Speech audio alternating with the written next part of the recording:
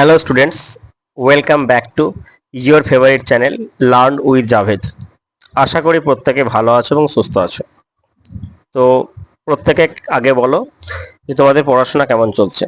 তোমরা খুব ভালোভাবেই জানো যে 8th সেপ্টেম্বর থেকে তোমাদের ফার্স্ট সেমিস্টারে পরীক্ষা হতে শুরু চলেছে। 8th সেপ্টেম্বর, এবং তোমরা প্রত্যেকে তোমাদের পরীক্ষার ডেট কিন্তু জেনে গেছো, তাই না? কারণ ক্লাস 12-এর যে টাইমে পরীক্ষা হবে, যা যা রুটিনে যে যে ডেটে যে যে পরীক্ষা হবে, এক্স্যাক্টলি তোমাদেরও তাই হবে। এবং তোমাদের যে রুটিন, সেই রুটিনও কিন্তু পর্ষদ থেকে তোমাদেরকে অনেক আগেই প্রোভাইড করেছে। ঠিক আছে, যে তোমাদের 8th সেপ্টেম্বর থেকে তোমাদের ফার্স্ট সেমিস্টার এক্সামটা হতে চলেছে।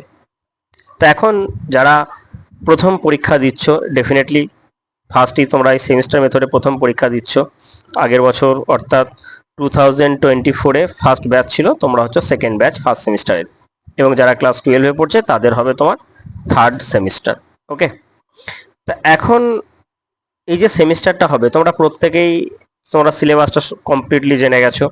তার সাথে সাথে তোমরা প্রত্যেকেই কিন্তু সিলেবাস শেষ করে ফেলেছো। আজকের এই 5 to 7 মিনিটের একটা ভিডিওর মাধ্যমে আমি তোমাদেরকে দেখাবো যে লাস্ট 10 দিন, বা আজকে তোমার যে ডেটটা আছে, আজকে তোমার কত, 29th আগস্ট। আজকে আমাদের পরীক্ষা হচ্ছে তোমার 8th সেপ্টেম্বর থেকে।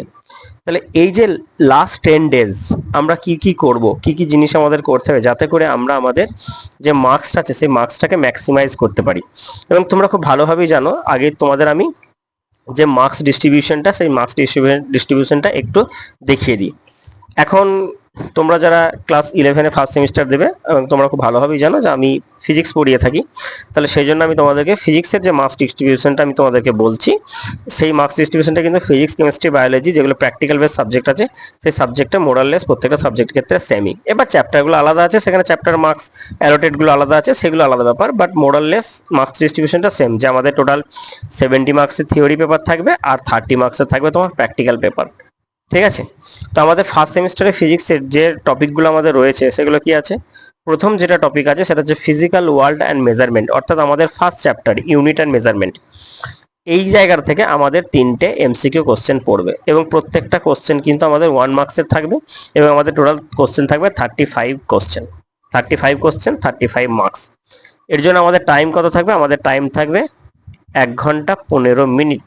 এই টাইমটা কিন্তু আমাদের জন্য থাকবে। ঠিক আছে, বেশ। তারপরে দেখো, এরপরে আমাদের আছে কাইনেমেটিক্স।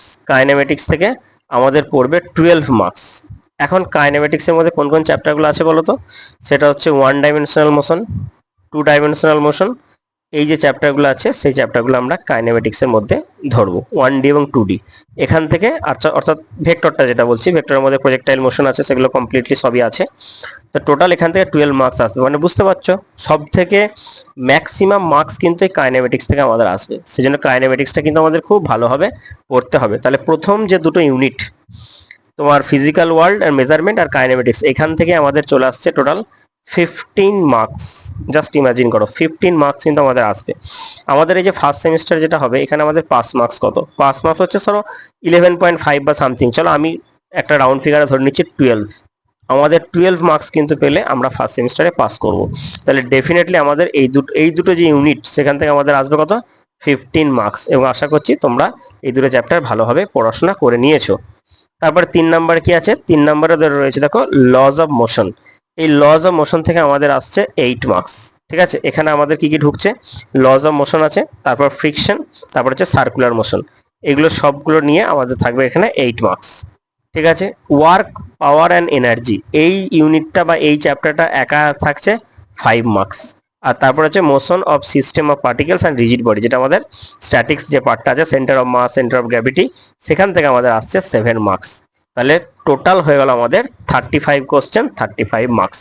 ঠিক আছে, সেমিস্টার 2টা আমাদের যখন হবে তখন আমি এটাকে ডিটেলসে আলোচনা করব, বাট এখন আমরা সেমিস্টার 2 নিয়ে যাচ্ছি না, আমরা এখন সেমিস্টার 1-এতেই থাকি। দেখো, তাহলে এখন আমরা কি করব?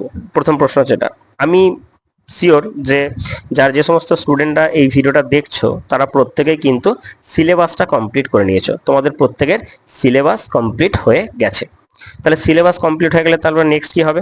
দেখো, তোমাদের প্রত্যেকেই তোমরা সেকশনাল মক প্রথমে দিয়ে দিয়েছো। সেকশনাল মক মানে চ্যাপ্টার ওয়াইজ বা ইউনিট ওয়াইজ মক তোমাদের দেওয়া হয়ে গেছে, বেশ। সেকশনাল মক টেস্ট দেওয়ার পর তারপর তোমরা ফুল মক টেস্ট দিচ্ছ আশা করছি।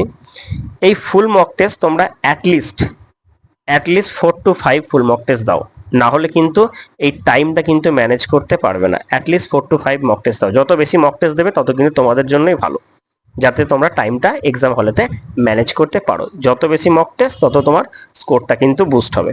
পয়েন্ট হলো, এখন তোমরা ম্যাক্সিমাম মক টেস্ট দেবে তোমাদের 8 তারিখ থেকে পরীক্ষা। আমার যেটা পার্সোনালি মনে হয় 2 তারিখ পর্যন্ত ম্যাক্সিমাম মক দাও, 2 সেপ্টেম্বর পর্যন্ত মক দাও, তারপরে মক দিও না।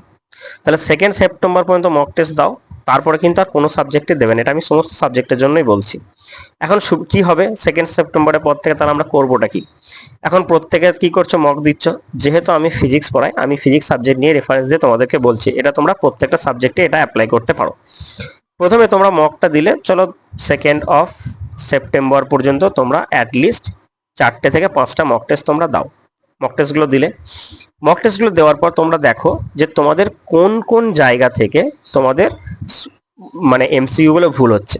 আমি যদি রেফারেন্স নিই, ধরো দেখা যাচ্ছে যে তোমরা প্রথম যে মক টেস্টটা দিলে, মক 1 যেটা দিলে, 4টে মক টেস্টটা আমি রেফারেন্স নিয়ে তোমাদেরকে আমি বলছি। তাহলে মক 1-এ দেখা গেল যে তোমরা পাচ্ছ কত, 25 স্কোর করছো মক 1-এ। মক 2-তে দেখা যাচ্ছে 29 পাচ্ছ। মক 3-তে দেখা যাচ্ছে তুমি 30 পেলে। আর মক 4-এতে দেখা যাচ্ছে তোমার স্কোরটা হচ্ছে 32। তার মানে কি বলতো, যদি এই রকম রেজাল্টটা হয়, মানে এইভাবে যদি ইনক্রিজ করে, তাহলে জানবে কি হচ্ছে তুমি তোমার প্রিভিয়াস মক থেকে তুমি অ্যানালাইসিস করছো। বাট যদি তোমার ইনক্রিজ না হয়, দেখা যাচ্ছে প্রথম মকে 25 হলো, তারপরে হচ্ছে 12 চলে এলো, তারপরে 15, মানে ডিক্রিজ করছে, তার মানে কি তুমি মক টেস্ট দিচ্ছ, পড়ছো, রিভিশন করছো, বাট তুমি কি করছো না, তুমি অ্যানালাইসিস করছো না।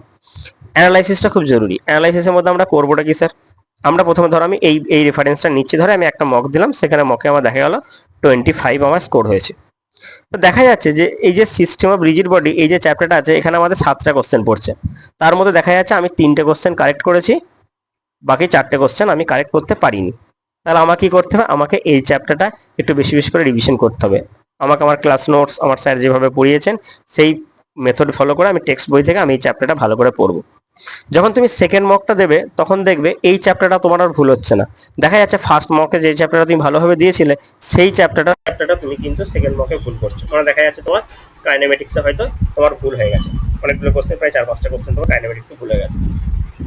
তখন তার মানে কি হলো বলো তো, তুমি এই চ্যাপ্টারটা মানে ফুল অ্যাটেনশন দিতে গিয়ে এইগুলোকে আর সেকেন্ড টাইম রিভিশন দাওনি। তাহলে বুঝতে পারছো, মানে মক টেস্টগুলোর অ্যানালাইসিসের যে লেভেলটা, সেই লেভেলটা কিরকম ভাবে করতে হবে। তার মানে তোমাকে কি করতে হবে বলো তো, তোমাকে প্রত্যেকটা চ্যাপ্টারকে রিভিশন করতে হবে। এবার যেগুলো তোমার একদম ফুললি রেডি হয়ে গেছে, সেই চ্যাপ্টারগুলো রিভিশন করতে তোমার টাইম কত লাগবে, খুবই কম টাইম লাগবে। তুমি চ্যাপ্টারটা দেখবা, তোমার রিভিশন হয়ে যাবে। তাহলে যে চ্যাপ্টারটা তোমার ভুল হচ্ছে ম্যাক্সিমাম, সেই চ্যাপ্টারগুলো প্রথমে তুমি কি করলে, সেগুলোকে একদম পুরো ডিটেলসে পড়লে। পড়ার পর এই পিছনের গুলো কিন্তু সাথে সাথে কিন্তু রিভিশন করতে হবে, নাহলে কি বলো তো, তুমি দেখা যাবে যে এই চ্যাপ্টারটা তোমার ভুল হয়েছিল, সেটাকে কারেক্ট করতে গিয়ে যেটা তোমার বেস ছিল, স্ট্রং ছিল, সেটা তোমার উইক হয়ে গেল। কারণ খুব ভালোভাবেই জানো যে এখানে অনেক কনসেপ্ট আছে, অনেক ফর্মুলা আছে। তাহলে সেক্ষেত্রে কি হচ্ছে, আমাকে রিভিশনটা কিন্তু প্যারালি করতেই হবে। এবার সুবিধাটা কি হচ্ছে, আমি যখন এটা করতে হয়তো আমার হয়তো বেশি টাইম লাগছে, বাট আগেটা কিন্তু আমার ইজিলি হয়ে যাবে। মাল্টিপল টাইমস রিভিশন করো, এবং এখন কি করবে, মক টেস্ট দাও। মক টেস্টের আমি তোমাদেরকে বলে দিলাম যে 2 সেপ্টেম্বরের পর থেকে তার মক টেস্ট দিও না। এরপরে তোমরা কি করবে, প্রত্যেকটা চ্যাপ্টারকে এবার রিভিশন করতে থাকবে। পরীক্ষার আগে কিন্তু আর মক টেস্ট দেওয়ার দরকার নেই। অ্যাটলিস্ট 4টে মক টেস্ট যদি তোমরা ফুল মক টেস্ট দাও, সেকশনাল মক টেস্ট তো ডেফিনেটলি তোমরা দিয়েছো প্রত্যেকেই, তো কনফিডেন্ট থাকো, যা পড়ে গেছো সেগুলিকে বারবার করে রিভিশন করো, নতুন কিছু করার এখন দরকার নেই। আর প্রথম কথা হচ্ছে, এই সেমিস্টারের জন্য তোমাদের যে খুবই হাই লেভেলের যে কোশ্চেন, মানে নিটের কোশ্চেন, জেইর কোশ্চেন, সেই সমস্ত কোশ্চেন কিন্তু এখন সলভ করতে হবে না, কারণ ওই কোশ্চেনগুলো আমাদের এই সেমিস্টারে কিন্তু থাকবে না। এখানে আমাদের যে কোশ্চেনগুলো থাকবে, আমাদের বেস জায়গা থেকে থাকবে, মানে কোশ্চেনের যে লেভেল হবে সেটা ইজি টু মডারেট হবে। এবং যেহেতু এটা বিভিন্ন স্কুলের পার্সোনাল পরীক্ষা, মানে স্কুলের টিচাররা কোশ্চেন করবেন, তাহলে সেক্ষেত্রে এখানে কিন্তু প্রত্যেকটা স্কুলে সমস্ত টিচাররা তাদের নিজেদের মতো করে কোশ্চেনটা করবেন। তবে আমি তোমাদেরকে বলে রাখি, এখানকার কোশ্চেন কিন্তু খুব হার্ড হবে না। যে কোশ্চেনের লেভেল থাকবে সেটা হচ্ছে তোমার ইজি টু মডারেট লেভেল থাকবে।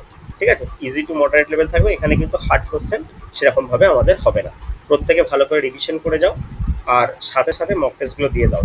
এবং এই যে স্ট্র্যাটেজিটা আমি তোমাদের বললাম, এই স্ট্র্যাটেজিটা শুধুমাত্র ফিজিক্সের জন্য নয়, তোমরা ফিজিক্স, কেমিস্ট্রি, বায়োলজি, ম্যাথামেটিক্স সমস্ত সাবজেক্টের জন্য তোমরা এটা অ্যাপ্লাই করতে পারো। প্রত্যেকে ভালো থাকো এবং ভালো করে পড়াশোনা করো।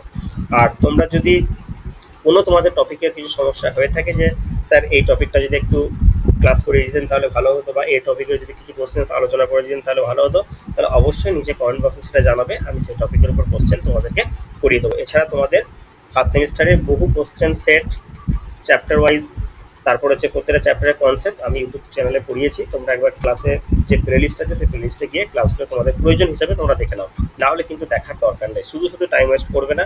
আর যদি কোনো চ্যাপ্টারে তোমাদের ডাউট থাকে তাহলে ডেফিনেটলি সেটা জানাবে, তোমাদেরকে আমি সেই চ্যাপ্টারটা করিয়ে দেবো। থ্যাংক ইউ, তোমরা প্রত্যেকে ভালো থাকবে। এবং যারা আমাদের চ্যানেলে নতুন আছো, হয়তো এই ভিডিওটা ফার্স্ট তোমরা দেখছো, তোমরা অবশ্যই চ্যানেলটি সাবস্ক্রাইব করবে। এখানে আমরা ক্লাস 11th এবং 12th ফিজিক্স এবং 9-10 ফিজিক্যাল সায়েন্স, ফিজিক্স, কেমিস্ট্রি আমরা এখানে পড়িয়ে থাকি। ওকে, টাটা।